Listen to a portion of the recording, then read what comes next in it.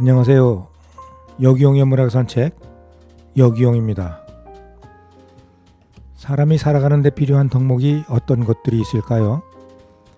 다양한 것들을 예로 들 수 있을 터인데 그 중에 저는 제일 중요한 덕목을 약속으로 생각합니다. 사람이 살아가면서 무수히 많은 만남과 인연을 만들고 이야기를 합니다. 진실, 성실, 정직 등등 다양한 중요한 가치들이 있지만 그런 것들 하나하나에 숨어있는 약속을 생각하면 그 중요성을 알게 되지 않을까요? 진실 속에서도 성실 속에서도 정직 속에서도 존재하는 약속을 다시 한번 마음속에 새기며 마음을 다잡아 봅니다. 지금까지 살아온 내 인생에서 얼마만큼 약속을 지키며 살아왔는지 가끔 돌아봅니다. 참 부족한 점이 많더라고요. 요즘 사회를 들여다보면 약속도 두 갈래인 듯합니다. 하나는 자기 자신을 포장하기 위한 약속이 있고 또 하나는 정말로 나 말고 누군가를 위한 약속이 있습니다. 여러분은 그런 약속 가운데 어느 것을 먼저 생각하시는지요? 나? 아니면 우리? 아니면 너? 자, 이 시간 잠시 우리 가슴 속에 있는 약속을 기억하고 마음을 다독이는 시간이기를 바라봅니다. 오늘도 잠시 마음을 쉬어가는 시간, 여기용의 문학산책 노래 한 곡 듣고 시작합니다. 이명웅입니다. 별빛 같은 나의 사랑아.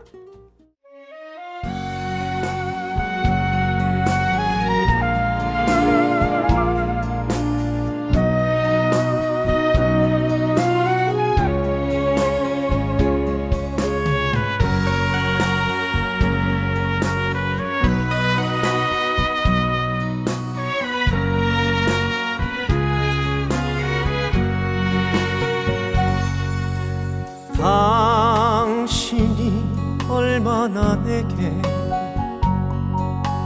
소중한 사람인지 세월이 흐르고 보니 이제 알 것 같아요. 당신이 얼마나 내게 필요한 사람인지 세월이 지나고 보니 이제 알 것 같아요. 밤하늘에 빛나는 별빛 같은 나의 사랑아, 당신은 나의 영원한 사랑. 사랑해요, 사랑해요. 날 믿고 따라준 사람 고마워요. 행복합니다. 왜 이리 눈물이 나요?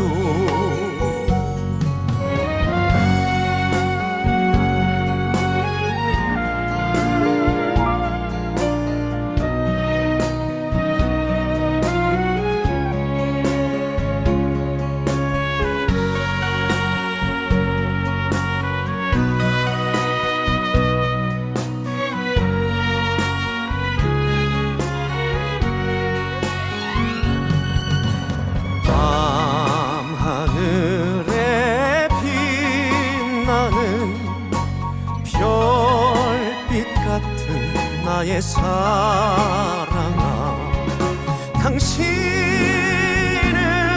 나의 영원한 사랑. 사랑해요, 사랑해요. 날 믿고 따라준 사람 고마워요. 눈물이다. 왜 이리 눈물이 나요? 왜 이리 눈물이 나요?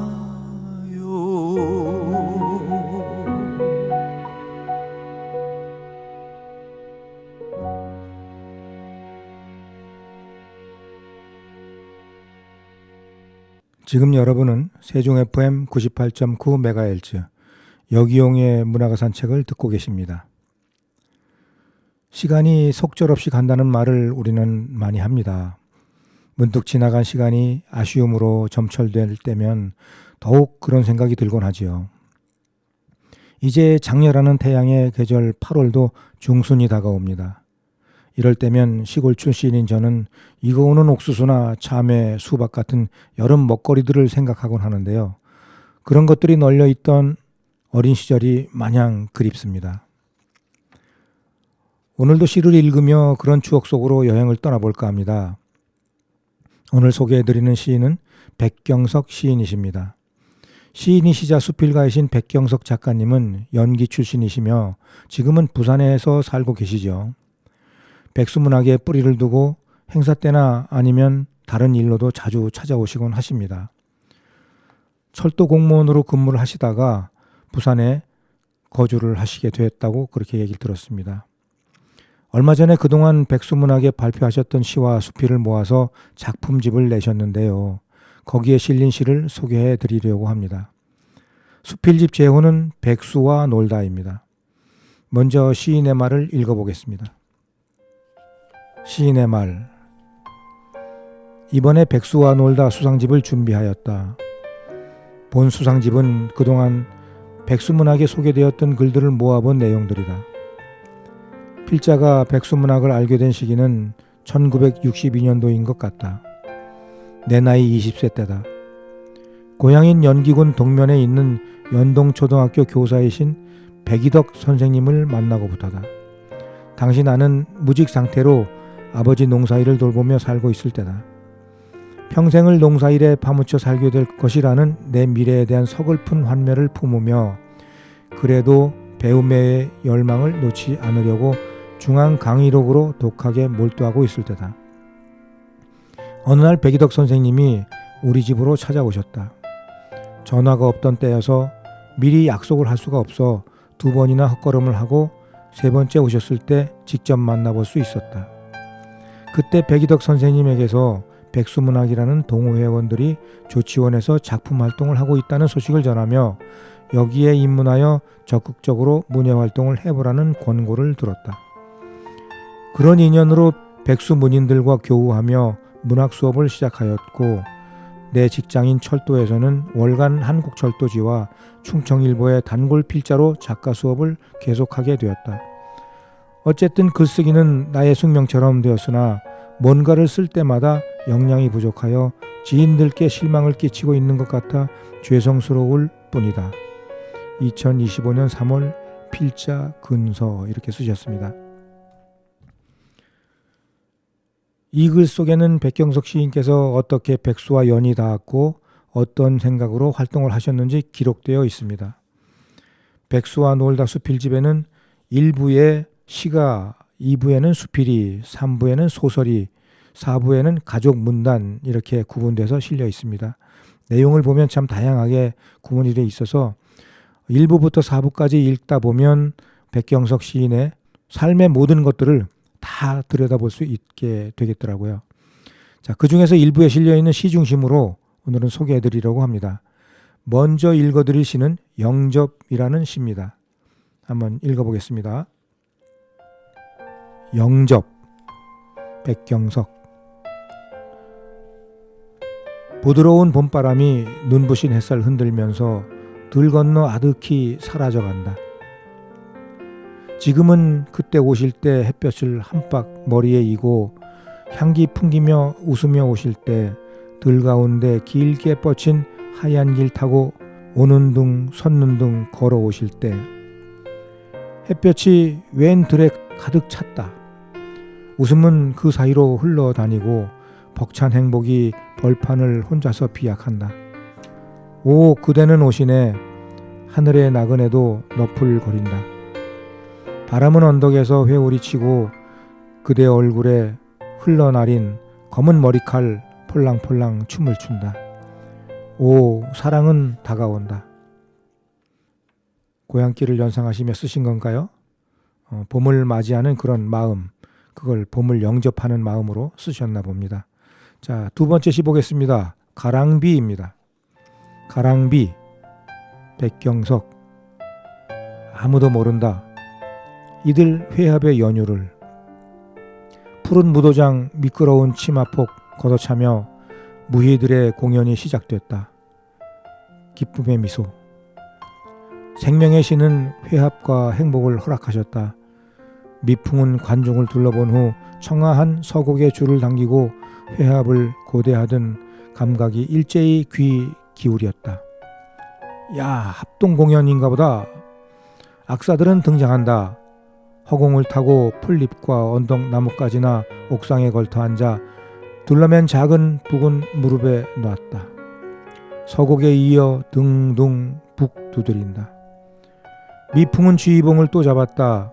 그의 팔이 경쾌히 흔들리면 가수들은 마음껏 목청을 뽑고 환멸을 예견하여 시름없이 팔을 내들면 악사들은 태도를 고쳐 가냘픈 가락을 골라 잡는다.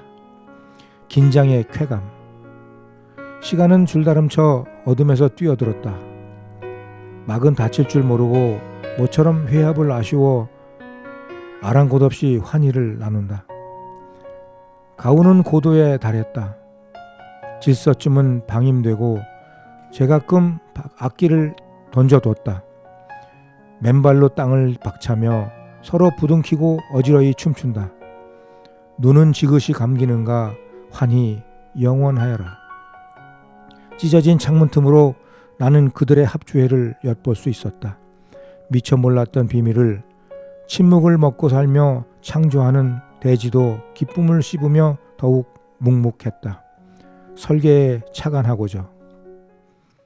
가랑비가 오는 모습을 참 다양한 시각으로 이렇게 펼쳐보셨습니다. 가랑비가 오는 모습을 어떤 무희들이 어떤 무대에서 음악을 하고 춤추고 노래하는 그런 모습으로 보기도 했네요. 땅에 떨어져서 튕기는 물방울이 아마 악기가 됐을라나요? 자, 이어서 다음 시 보겠습니다. 냉이꽃입니다. 냉이꽃, 백경석. 누구인지 자꾸만 불러 백설은 가고 천문은 밀고 빼꼼히 바깥 세상을 내다보았습니다. 그는 반기며 내 손목을 잡아 끌고 이제부터 내가 돌보게 됐어 하곤 다정하게 웃었습니다. 그런 뒤론 날마다 녹색 천으로만 옷을 지어 입었습니다. 마음에 들도록 입었습니다. 언젠가 내 눈동자를 극히 바라보며 연민이 느껴지도록 찬미를 하여 왔을 때, 그리고 꼭 한번 웃어주길 바랬을 때 두 눈이 순간으로 공간에서 부닥쳤습니다. 황홀한 키스. 갑자기 성숙한 여기가 둘째 문이었습니다. 은은한 향기와 단꿈으로 보람을 가꾸기에 거룩한 행복으로 피곤을 재우며 길 가도 제자리에 돌아오게 되는 같은 길에 거쳐온 두 개의 문을 닫았을 때 문득 깨달음은 영생이었습니다. 냉이꽃, 자그마하면서도 하트 모양이 아주 예쁜 꽃이죠. 냉이꽃. 자, 그 꽃이 문득 생각이 납니다. 자, 여기서 잠시 쉬며 노래 듣고 가겠습니다. 양희은입니다. 사랑 그 쓸쓸함에 대하여.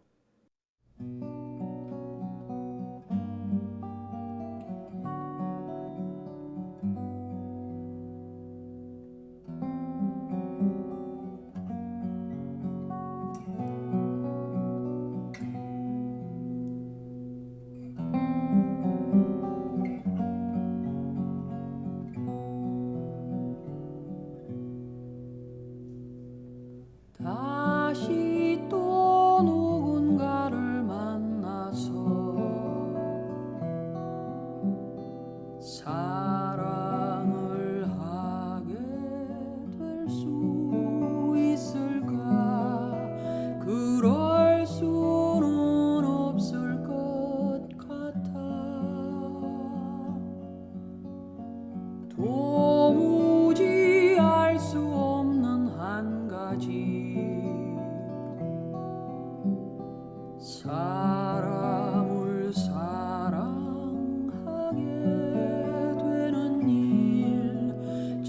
쓸쓸한 일인 것 같아.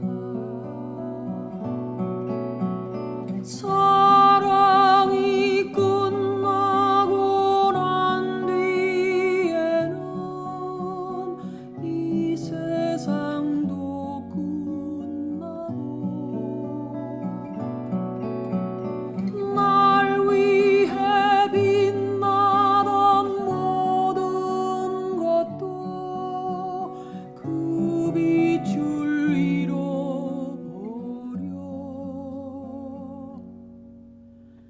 누구나 사는 동안에 한 번 잊지 못할 사람을 만나고 잊지 못할 이별도 하지. 도무지 알 수 없는 한 가지.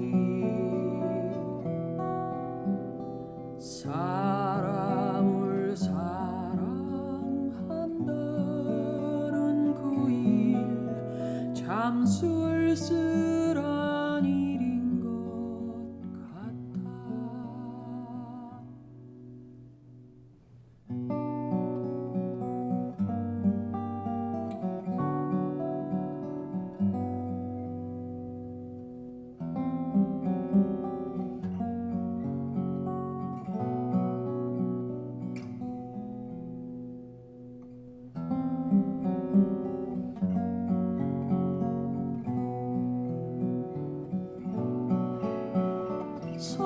사랑이 끝나고 난 뒤에는 이 세상도 끝나고 날 위해 빛나던 모든 것도 그 빛을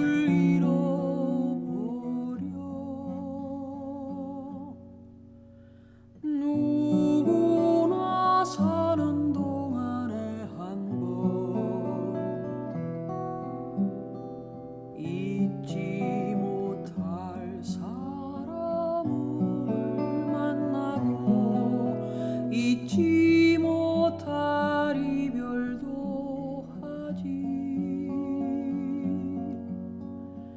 도무지 알 수 없는 한 가지. 사람을 사랑한다는 그 일 참 쓸쓸한 일인 것 같아.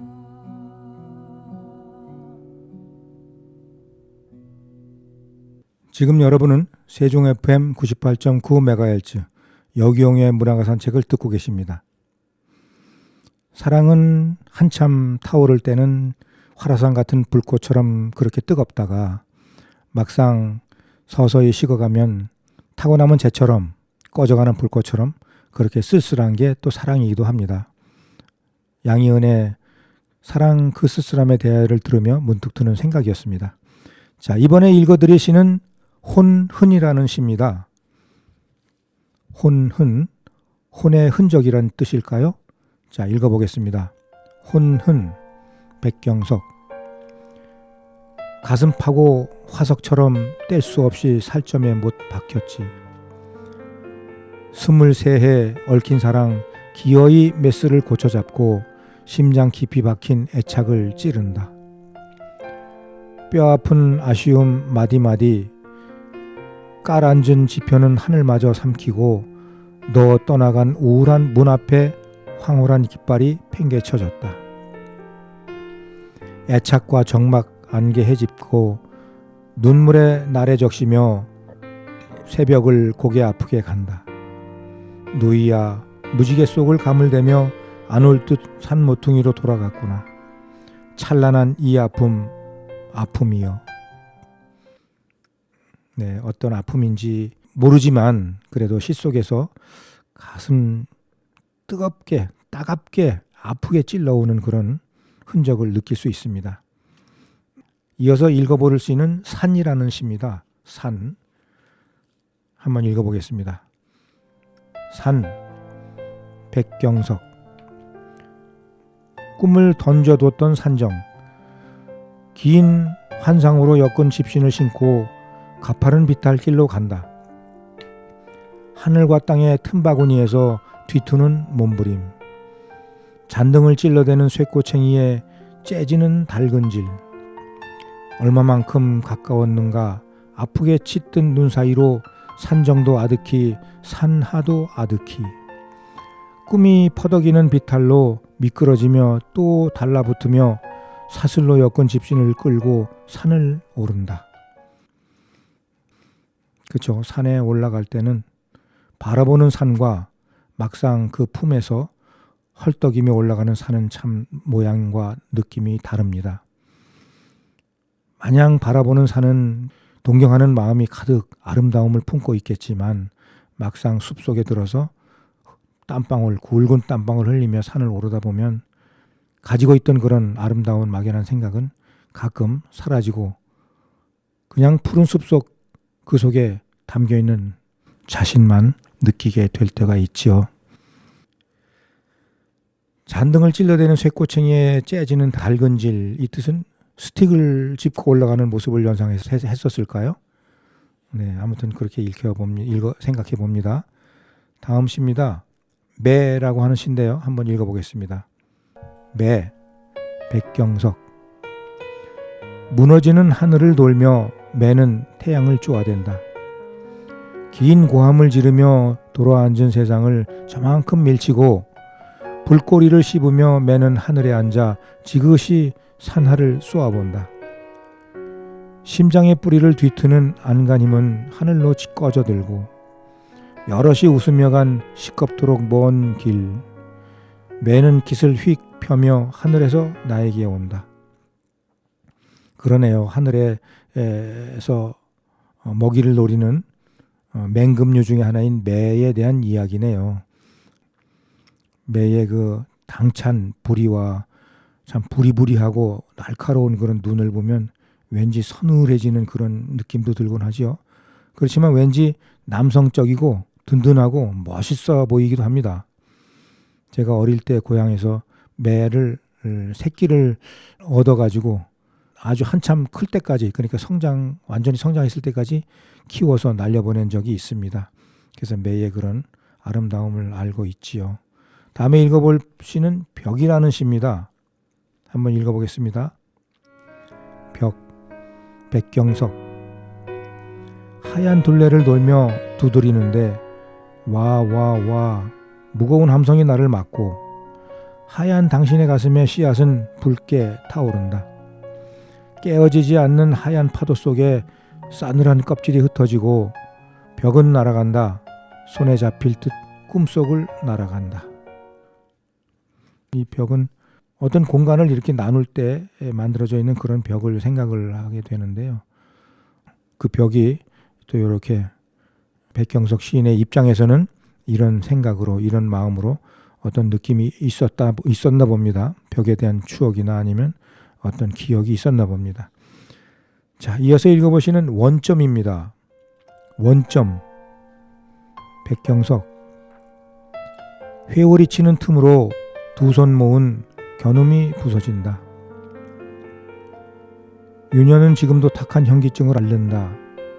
원점을 잃고 화려한 것을 펴든 먼 여로의 기록이 불망의 눈시울에 소복히 얹히는 서름의 날개. 돌아가야 하는 길목에 자꾸만 하늘이 겹쳐온다. 삶에 대한 것도 있고 생각에 대한 것도 있고 이렇게 자꾸 원점에서 뱅뱅 도는 그런 일상이 생각이 되면 참 가끔은 외롭고 힘들 때가 있지요. 자, 퇴근길 한번 읽어보겠습니다. 퇴근길. 백경석. 나를 찾아들고 퇴근길에 나서면 죄 없는 이마에 노을이 엉기고 빈 도시락엔 피곤이 담겨 멀어진 길. 이따금 천진한 수저 끝에 고기 비늘이 얹히는 식사가 보이고 아내의 얇은 뺨에 어설픈 미소가 어린다. 기다림이 쌓여 문은 닫히고 구둣발을 툭툭 털며 꿈처럼 먼 곳에서 나는 돌아온다. 전에 저도 직장 생활할 때 이 퇴근길이라고 하는 그런 단순한 길이 참 의미 있게 생각되고 또 다가왔던 적이 있습니다. 하루 일과 참 열심히 마치고 집으로 향할 때면 집에서 기다리는 아이들의 모습과 더불어 따뜻한 그런 감정으로 다가왔던 적이 있죠. 자, 다양한 시들을 읽어봤습니다. 혼흔, 산, 그 다음에 매, 벽, 원점, 퇴근길 이렇게 이어서 계속 읽어봤는데요. 우리 백경석 시인의 삶의 하나하나의 그런 흔적들, 구석구석에 남아있는 그런 기억들, 그런 것들을 이렇게 미리 제 생각과 더불어서 한번 좀 공유할 수 있었고요. 좋은 시 잘 읽었습니다. 자, 잠시 노래 듣고 이어가겠습니다. 박효신입니다. 해줄 수 없는 일.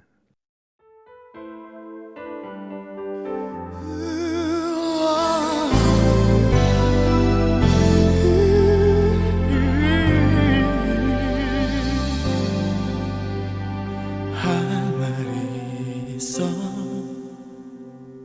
어려운 얘기 내게 힘겹게 꺼내놓은 내 마지막 얘기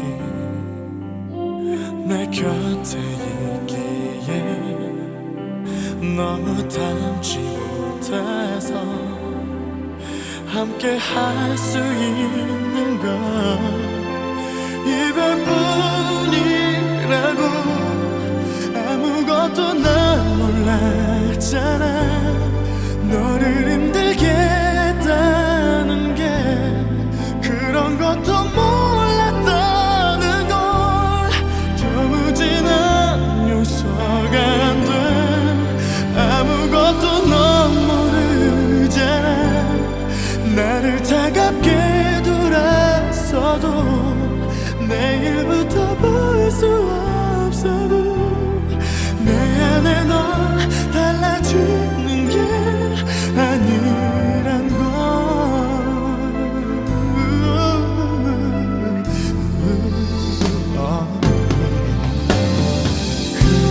그렇다는 건 너도 알고 있잖아 네가 원하면 무엇이든 다 할 수 있단 걸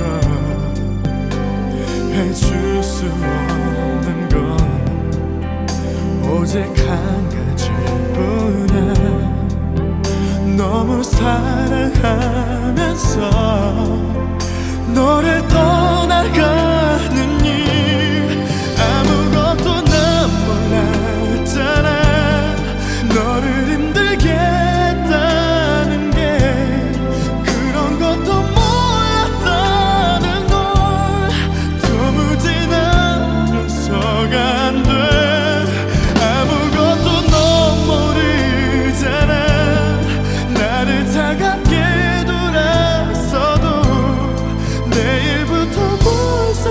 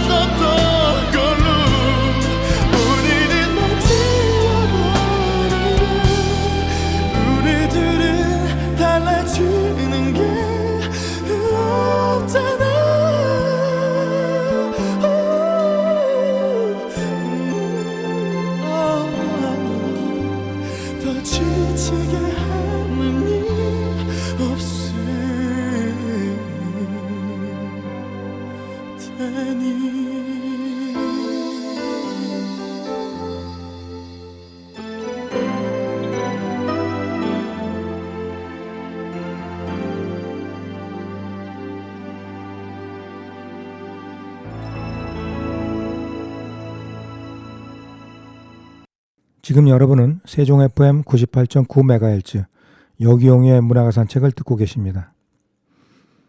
오늘은 시인 백경석 선생님의 시를 읽어드리면서 여러분들하고 같이 이야기를 나누고 있습니다. 이어서 읽어드릴 시는 종소리입니다. 종소리, 백경석. 깊은 잠을 흔들고 가만히 밀려오는 너, 후루루 어둠을 털고 아직 상하지 않은 내 해안에 날아오는 물새떼. 아침마다 나는 그 새빨간 발가락에 조금씩 묻어있는 그대 눈물과 만난다. 아침마다 나는 그 육중한 부리에 조금씩 묻어있는 그대의 축축한 한숨과 만난다. 당신이 하늘 높이 날아오를 때마다 나는 날개 밑으로 부서져 내리는 새까만 그대의 파편 쪼가리를 만난다. 종소리를 들으면서 아침을 맞이하시나 보네요. 자, 이어서 읽으시는 들꽃입니다. 들꽃, 백경석. 하늘 맞닿은 벌판에 내 여인이 순백의 가슴을 풀고 있었다.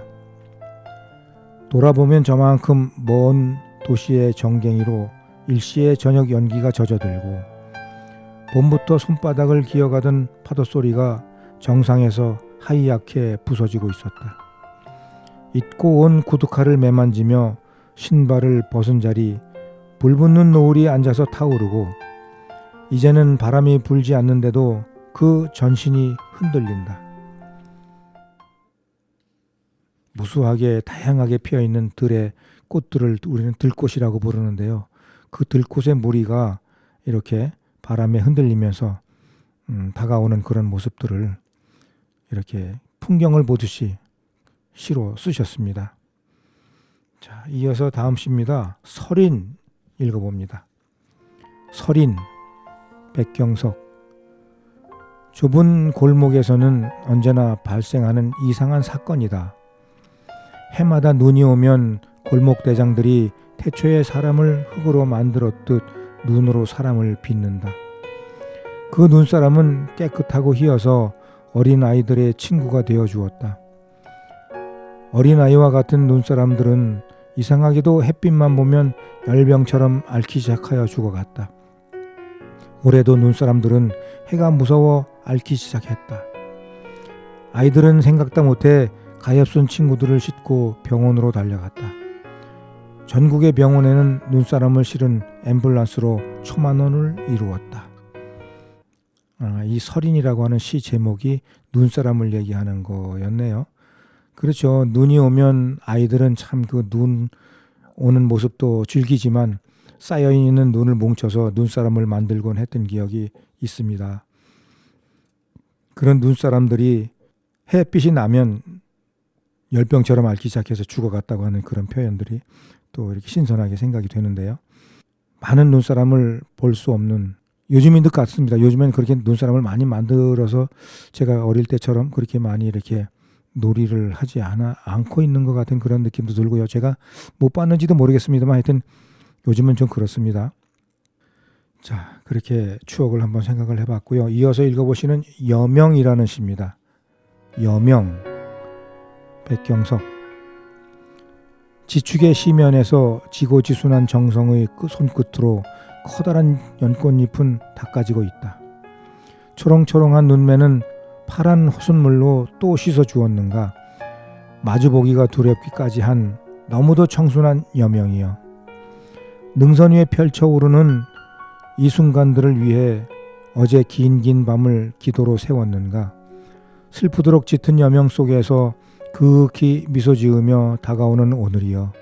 새벽으로 젖어버린 어둠의 자락 끝에 밤새운 아픔들이 이슬로 연글고 있다. 시간과 시간들의 틈새에서 기다림을 숙명으로 받던 긴 산등이는 억년의 언덕에 앉아 여명을 넉넉히 끌어안으면서 어둠을 달래어 긴 과거 속으로 보내고 있다. 네, 여명. 아침이 막 밝아오기 시작하는 그런 무렵에 그 모습을 여명이라고 하죠. 하루의 시작 중에서 제일 가슴 따뜻하게 하고 참 뭔가 숭고하게 느껴지기도 하는 그런 순간이기도 합니다. 자, 시를 읽는 이 시간이 참 저는 즐겁고 재미있는데요. 시마다 가지고 있는 색깔도 다르지만 또 시인마다 가지고 있는 그런 사물을 관조하고 관찰하고 사색하는 그런 느낌도 또 다릅니다. 그런 것을 이렇게 알아가고 즐기는 재미가 또 쏠쏠합니다. 자, 여기서 노래 듣고 오겠습니다. 공이롭입니다. 슬픈 인연.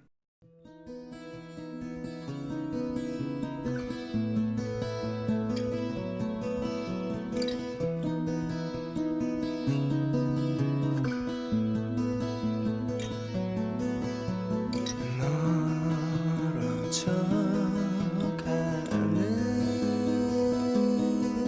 저 뒷모습을 바라보면서 난 아직도 이 순간은 이별이라 하지 않겠네.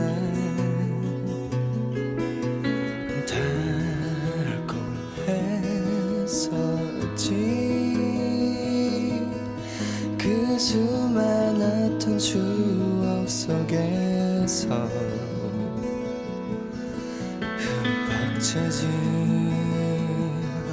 두 마음은 우린 어떻게 잊을까.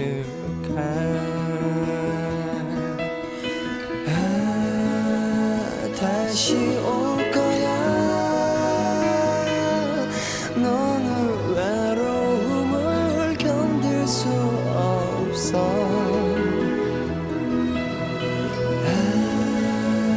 나의 곁으로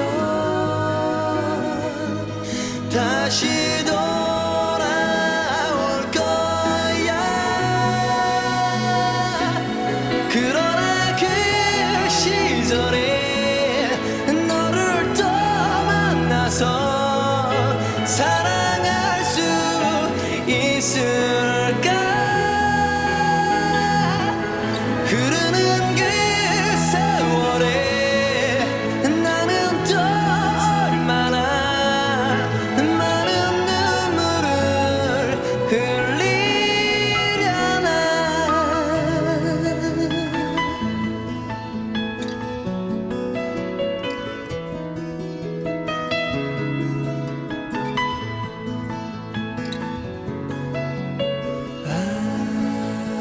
다시 올 거야.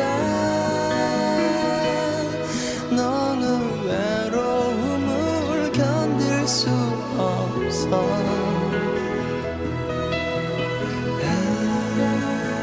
나의 곁으로 다시 돌아올 거야.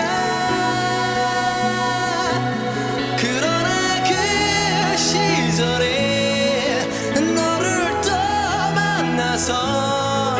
사랑할 수 있을까. 흐르는 그 세월에 나는 또 얼마나 많은 눈물을 흘리려나.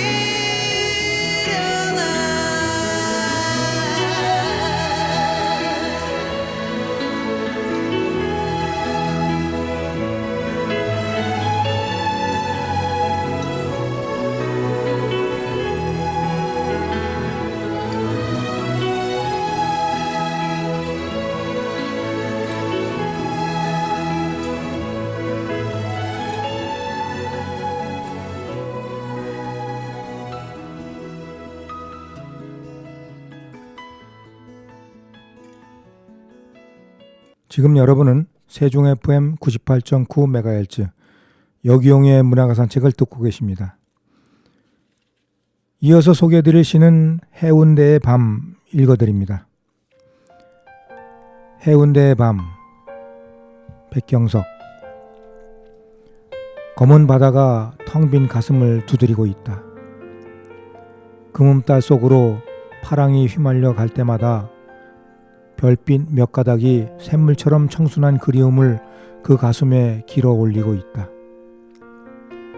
파도가 주체 못하는 고달픔을 지우고 다시 지우는 시간 끝에서 이제는 바래져 버린 쪽빛 추억을 다듬듯 채색하고 서 있는 그리움이 움켜진 술잔 속에서 꽃바람 되어 회오리쳐 올라간다.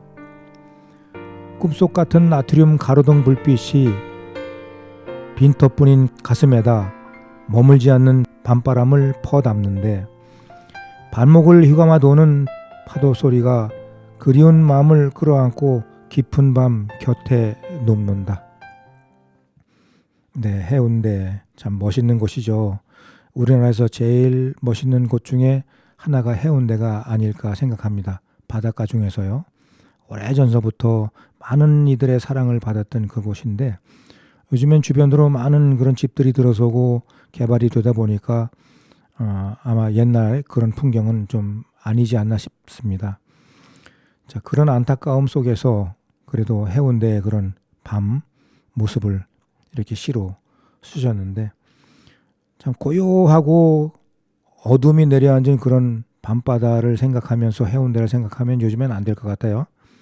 너무나 휘황찬란하고 불빛 가득한 해운대라서 그 옛날에 그런 맛은 없을 듯 싶습니다. 자, 이어서 읽어봅니다. 부슬비라는 시입니다. 부슬비, 백경석. 하늘도 가끔은 4월 알레르기에 시달린다. 어젯밤 꽃향기에 취해 밤새 꿈속에서 헤매었는데 누군가 창문 두드리기에 바라본 저 허공에 까맣게 내리는 빗줄기 4월과 함께 오고 있다. 옆집 담장 위에 백목련 화사한 미소, 빗방울이 님을 어루만져도 내 눈길에 박혀있는 보조개는 지우지 말아요. 가끔은 하늘도 연분홍 치맛자락 같은 4월을 붙잡을까 말까 하며 앓고 있다. 4월에 내리는 부슬비를 보고 쓰셨나 봅니다. 그렇죠. 부슬부슬 내리는 그런 부슬비가 가끔은 또 처량하기도 하지만 이렇게 계절에 어울리지 않게 이런 내리는 모습 속에서 또 그런 풍경이나 그런 모습을 보면서 사람마다 가지고 있는 가슴속의 그런 추억들을 이렇게 뭉클뭉클 꺼내보기도 하는 그런 부슬비, 참 좋은 시 잘 읽었습니다. 붙잡을까 말까 하며 앓고 있다라는 그런 표현도 참 좋네요. 뭐라고 할까? 붙잡을까 말까 하며 앓고 있다. 이런 느낌이 그냥 은근히 미소 짓게 하는 그런 표현 같습니다. 자, 다음 시 읽어보겠습니다. 칠암등대라는 시입니다. 읽어보겠습니다. 칠암등대, 백경석.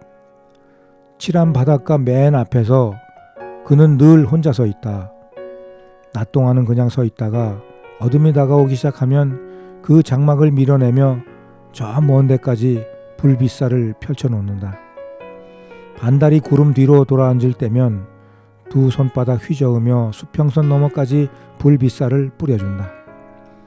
누구도 와주지 않고 늘 혼자 서 있는데 파도는 밤낮으로 찾아와 몸짓으로 바다 소식을 전해주고 기약도 없이 서 있는 그가 문득 서글퍼져서 나 살며시 불빛 사이로 들어가 본다. 등대하면 많은 사람들이 좋아하는 그런 풍경이기도 하고 옛날에는 그 등대직이라는 분이 있어서 밤만 되면 불빛을 비추곤 했던 그런 때가 있었는데 요즘에는 다 자동화돼 가지고 어둠에 되면 저절로 그냥 불빛을 먼 데까지 이렇게 비춰줘서 항해하는 배들이 그 불빛을 따라서 이렇게 안전하게 가는 길잡이 노릇을 하곤 합니다. 어느 곳이든지 바닷가에서 이런 고즈넉한 곳에 있는 등대를 보면 왠지 마음이 참 따뜻해지고 추억에 잠기기 쉽죠. 자, 그런 시를 읽어봤습니다. 이어서 읽어볼 시는 석양입니다. 한번 읽어보겠습니다. 석양, 백경석. 어쩌다 먼 산 노을이 보이는 고개 위에 서 있을 때는 나도 모르게 노을에 물들어가는 나를 모르고 있었다. 그때는 몰랐었다. 어서 오라고 손짓했다고 저 마음대로 가버리는 걸 알면서도 잡아두려고 애쓰지 말 것을. 급히 와주는 것도 아니고 오래 머물러 주지도 않는데 노을 질 때면 나 혼자 동동거리네. 오늘도 굽이진 고갯길 산마루에서 저 멀리 기우는 노을을 본다. 이제는 안타까움으로 굳어버린 날들을 그리움으로 다시 꺼내어 만져보고 또 어루만져 본다. 이 석양이라는 시는 백경석 시인님의 당신을 얘기하시는 걸까요? 어쩌면 나이가 들고 해가 져가는 모습에서 그런 느낌도 이렇게 조금씩 받을 수도 있을 겁니다. 잡아두려고 애쓰면 애쓸수록 마음에 큰 아픔과 상처는 남는 거죠. 굳이 잡아두려고 애쓰지 말고 그냥 주어진 시간, 주어진 세월, 그 다음에 남아있는 시간들을 나를 위해서 오롯이 즐겁고 재미있고 행복하게 쓴다는 거, 그것도 중요할 것 같이 생각이 되네요. 저도 가끔 이런 생각을 하게 됩니다. 참 세월이 뭔지 모르겠습니다. 자, 시를 읽으며 시 속에 담겨있는 무수한 자명을 보았습니다. 하나하나 기억 속에 남기려는 시인님의 간절함도 보았고요. 흘러가 버린 세월의 덧없음도 느꼈습니다. 그러나 순간의 기억이라도 글자로라도 남아있는 것이면 아름다운 거죠. 연로하시지만 그것은 나이뿐이고 정신은 아직도 꼿꼿하신 백경석 시인님, 오래도록 기억하겠습니다. 오늘의 끝곡으로 노영심 그리움만 쌓이네 들으며 이 시간 마치겠습니다. 지금까지 애청해 주셔서 대단히 감사합니다.